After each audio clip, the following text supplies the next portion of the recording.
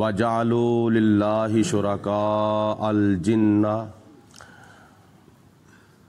خَلَقَهُمْ وَخَلَقَهُمْ وَخَرَقُوا لَهُ بَنِينَ وَبَنَاتٍ بِغَيْرِ عِلْمٍ سُبْحَانَهُ وَتَعَالَى عَمَّا يَصِفُونَ۔ سورۃ انعام کی یہ آیت نمبر 100 ہے۔ اس میں اللہ تعالیٰ نے مشرکوں کے شرکیہ عقائد اور ان کا رد فرمایا ہے۔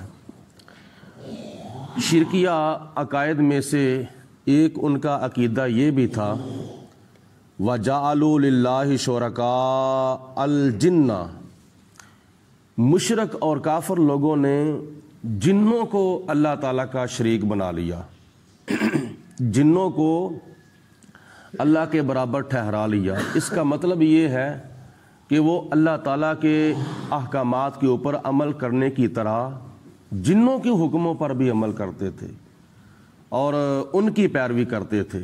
جو جن کہتے تھے وہی کافر اور مشرک لوگ کرتے تھے۔ اور جس طرح انسانوں کے اندر مسلمان بھی ہیں اور کافر بھی ہیں، اس طرح جنوں کے اندر مسلمان بھی ہیں اور کافر بھی ہیں، مشرک بھی ہیں۔ تو جو مشرک انسان تھے وہ مشرک جنوں کو اللہ تعالیٰ کا شریک ٹھہراتے تھے، اور اللہ تعالیٰ نے ان کے اس عقیدے کا رد یہ فرمایا کہ وَخَلَقَهُمْ، اے مشرکو تم جنوں کو میرا شریک ٹھہراتے ہو، وَخَلَقَهُمْ، میں نے تو ان کو پیدا کیا ہے اور میں ان کا خالق ہوں، وہ میری مخلوق ہیں، میں ان کا مالک ہوں، وہ میری مملوک ہیں، اور تم ان کو میرا شریک ٹھہرا رہے ہو۔ یہ اللہ تعالیٰ کا فرمانا کہ میں نے ان کو پیدا کیا ہے، یہ مشرکوں کے شرکیہ عقیدے کا رد ہو گیا۔ وَخَرَقُوا لَهُ بَنِينَ وَبَنَاتٍ بِغَيْرِ عِلْمٍ، اور انہوں نے اپنے جہالت اور لا علمی کی وجہ سے مشرکوں نے اللہ تعالیٰ کے واسطے بیٹے بھی گھڑ لیے اور بیٹیاں بھی گھڑ لیں۔ یعنی وہ یہ عقیدہ رکھتے تھے کہ اللہ تعالیٰ کے بیٹے بھی ہیں اور اللہ تعالیٰ کی بیٹیاں بھی ہیں، جیسا کہ ان کی عقائد میں سے یہ ایک عقیدہ تھا کہ فرشتوں کو وہ اللہ تعالیٰ کی بیٹیاں تصور کیا کرتے تھے اور اپنے آپ کو وہ خدا کے بیٹے تصور کیا کرتے تھے۔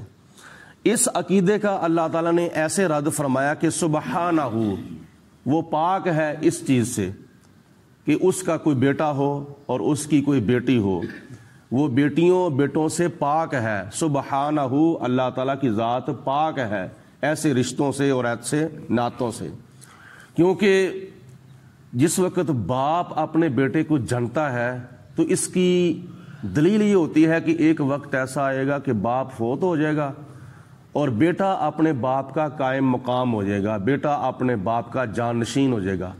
تو اللہ تعالیٰ تو مرنے سے پاک ہے، خدا کی ذات بابرکات زندہ تھی اور زندہ ہے اور ہمیشہ کے لیے زندہ رہے گی۔ تو اس لیے اللہ تعالیٰ کا کیا نام ہے زندہ رہنا ہمیشہ کے لیے اس بات کی دلیل ہے کہ خدا تعالیٰ کی ذات بابرکات اولاد سے پاک ہے۔ اور دوسرے نمبر پر اولاد والدین کا جز ہوتی ہے، تو اللہ تبارک و تعالیٰ کا کوئی جز بھی نہیں، لم یلد ولم یولد، نہ اللہ نے کسی کو جنا ہے نہ اللہ کو کسی نے جنا ہے۔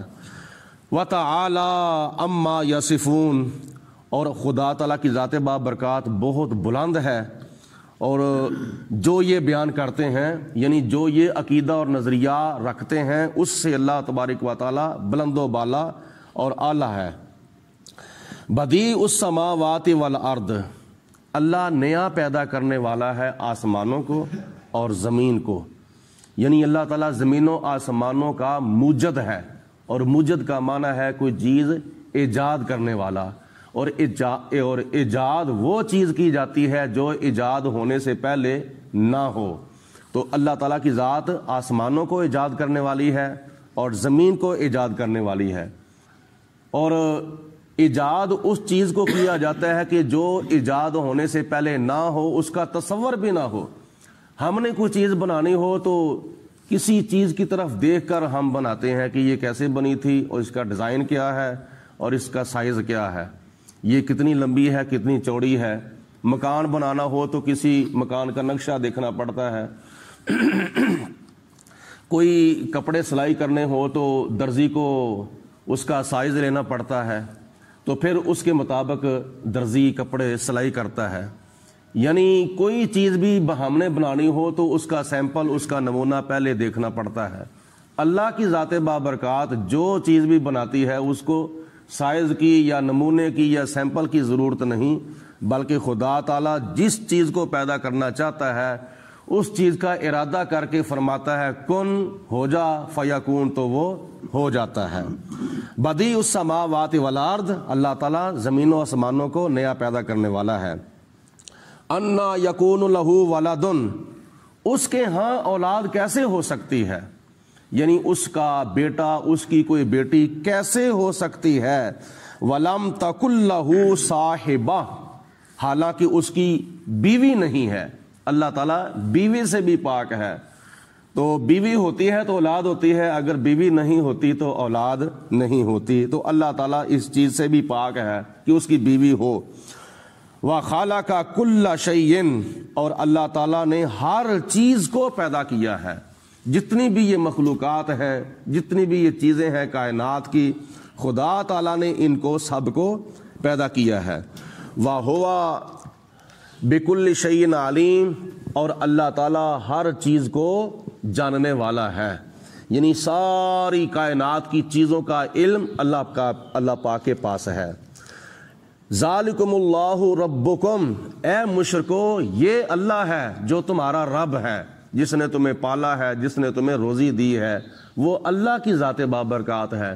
کسی بت نے، کسی جھوٹے خدا نے تمہیں رزق نہیں دیا، اللہ کی ذات بابرکات نے تمہیں رزق دیا ہے۔ لا الہ الا ہو، اور اس کے سوا کوئی بندگی کے لائق نہیں ہے، لہذا بتوں کو جو تم سجدہ کرتے ہو بت اس چیز کے حقدار نہیں ہے، اللہ کی ذات بابرکات تمہارے بندگی کی حقدار ہے۔ خالق کل شیء، اور اللہ تعالیٰ ہر چیز کو پیدا کرنے والا ہے۔ فاعبدوہ، تو تم اس کی عبادت کرو، تم اس کی بندگی کرو، تم اس کی پرستش کرو۔ وَهُوَ عَلَى كُلِّ شَيْءٍ وَكِيلٌ، اور اللہ تعالیٰ کی ذات بابرکات ہی ہر چیز کی نگرانی کرنے والی ہے، ہر چیز کی نگہبانی کرنے والی ہے۔ لا تدرکہ الابصار، اور اللہ کی ذات بابرکات کو کسی آنکھ نے احاطہ نہیں کیا، یعنی کوئی آنکھ اللہ کی ذات کو نہیں دیکھ سکی۔ دنیا کے اندر نہ کسی نے دیکھا تھا، نہ کسی نے دیکھا ہے، اور نہ کو دیکھ سکے گا، نہ خواب کے اندر نہ حالت بیداری کے اندر، کیونکہ ہماری آنکھ جو ہے وہ اللہ کی ذات بابرکات کا احاطہ نہیں کر سکتی۔ جیسے ہم کسی انسان کو دیکھتے ہیں تو سر سے دیکھنا شروع کرتے ہیں تو پاؤں تک دیکھتے رہتے ہیں، انسان جو ہے وہ سر سے شروع ہوتا ہے اور پاؤں تک ختم ہوتا ہے۔ تو اللہ تعالیٰ کی ذات بابرکات کی ذات کا احاطہ کسی کی آنکھ کیسے کر سکتی ہے، جبکہ خدا تعالیٰ کی ذات بابرکات کی ابتدا بھی نہیں، انتہا بھی نہیں۔ خدا ابتدا سے بھی پاک ہے اور انتہا سے بھی پاک ہے۔ خدا نے حدیث قدسی شریف میں ارشاد فرمایا ہے کہ میں اتنا بڑا ہوں، میں اتنا بڑا ہوں کہ میں زمینوں آسمانوں کے اندر نہیں سما سکتا، اگر میں سمانا چاہوں تو میں قلب مومن کے اندر سما جاتا ہوں، میں انسان کے، مسلمان کے دل کے اندر سما جاتا ہوں۔ تو خدا کی ذات بابرکات کی بڑائی کی تو انتہا ہی نہیں ہے۔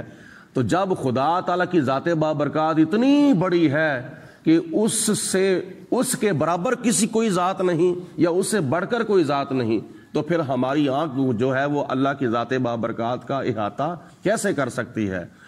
حضرت موسیٰ علیہ السلام نے اس دنیا کے اندر کوہ طور پر جا کے عرض کی تھی کہ ربی آرنی انظر الیک، اے ہمارے رب ہمیں اپنا آپ دکھا۔ تو آگے سے جواب آیا تھا قال لن ترانی، اے پیارے موسیٰ تو نہیں دیکھ سکتا، میں دکھا تو سکتا ہوں لیکن تو نہیں دیکھ سکتا۔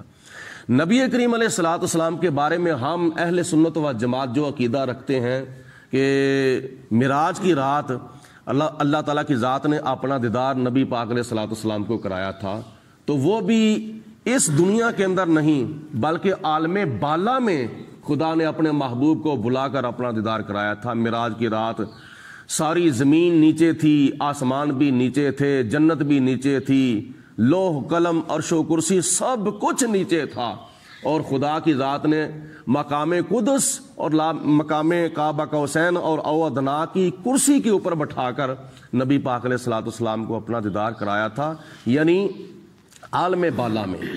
دنیا کے اندر خدا کی ذات کو نہ کوئی آنکھ دیکھ سکی تھی نہ کوئی دیکھ سکی ہے۔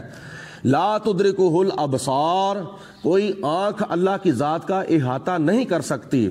وَهُوَ يُدْرِكُ الْأَبْصَارَ، اور وہ سب کا احاطہ کر سکتا ہے، یعنی اللہ سب آنکھوں کو دیکھ رہا ہے لیکن کوئی آنکھ اللہ کو نہیں دیکھ سکتی۔ وَهُوَ اللطیف الخبیر، اور خدا کی ذات بابرکات بڑی باریک بین ہے، یعنی بڑے لطف والی ہے، اور الخبیر وہ ہر چیز کی خبر رکھنے والی اللہ کی ذات ہے۔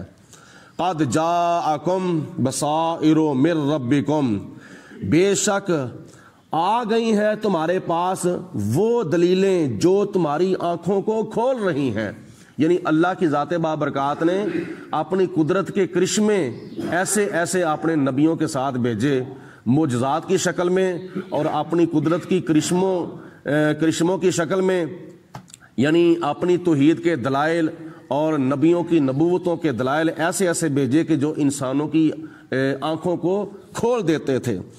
فمن اسبرا، تو جس نے ان کو دیکھا، یعنی اللہ تعالیٰ کی دلیلوں کو جس نے اپنی آنکھوں سے دیکھا، فالی نفسی ہی، تو اس نے اپنا فائدہ سوچ لیا دنیا کے اندر بھی اور آخرت کے اندر بھی، یعنی جس نے دیکھا اس نے پھر مان لیا، جس نے بنظر غور دیکھا، بنظر تدبر دیکھا، سوچ کی اور فکر کی اور عقل کی نظروں سے جس نے دیکھا تو اس نے مان لیا، تو جب مان لیا تو پھر دنیا کے اندر بھی کامیاب ہو گیا اور آخرت کے اندر بھی کامیاب ہو گیا۔ ومن عمیہ فعلیہا، تو جو اندھا رہا، یعنی دیکھنے کے باوجود جس نے نہ مانا تو اس کا گناہ جو ہے اس کو ہوگا، اور اس کا زوال اور وبال اس کے اوپر قیامت کے دن پڑے گا۔ وما انا علیکم بحفیظ، اور خدا نے اپنے محبوب علیہ السلام کو فرمایا کہ اے لوگو، مجھے اللہ کی ذات نے تمہارے اوپر کوئی ہر وقت نگہبان بنا کر نہیں بھیجا کہ میں دن رات صبح و شام ہر وقت تمہاری نگہبانی کرتا رہوں۔ وَكَذَلِكَ، اور اسی طرح نصرف الآیات، ہم یہ آیتیں قرآن پاک کی کھول کھول کر اور بار بار اور کئی طریقوں سے بیان کرتے ہیں۔